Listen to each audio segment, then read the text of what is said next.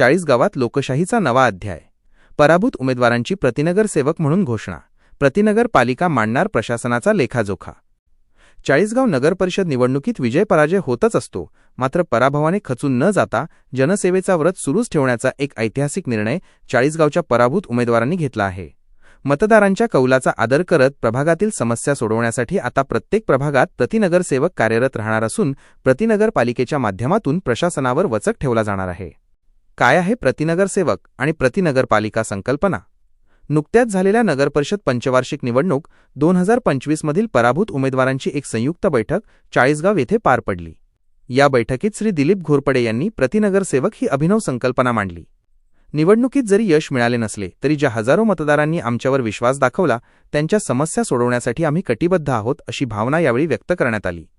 याच धर्तीवर घृष्णेश्वर पाटील यांनी प्रतिनगरपालिका ही संकल्पना स्पष्ट केली. नगरपालिकेचे कामकाज, विकास कामे आणि प्रशासन यावर देखरेख ठेवण्यासाठी आणि जनतेचे प्रश्न प्रशासनापर्यंत प्रभावीपणे मांडण्यासाठी ही समांतर यंत्रणा काम करेल.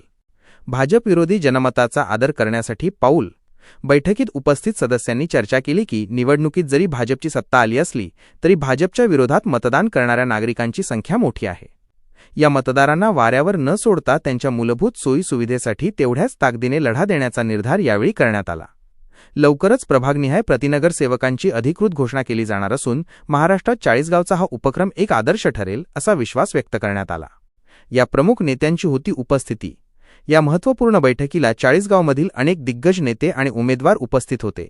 यात प्रामुख्याने घृष्णेश्वर पाटील, महेंद्र पाटील, चंद्रकांत तायडे, संजय चौधरी, दिलीप घोरपडे, भूषण ब्राह्मणकार, अमोल नानकर, नितीन देशमुख, आनंदा पवारसर, दुर्गेश जाधव, प्रशांत पाटील, सचिन आव्हाड, योगेश राजधर पाटील, सागर मधुकर पाटील, सुनील काशीनाथ गायकवाड, सौरभ पाटील, गोपाल भालेराव, बबनभाऊ पवार, लेवेश राजपूत, चिरागद्दीन शेख, गणेश महाले.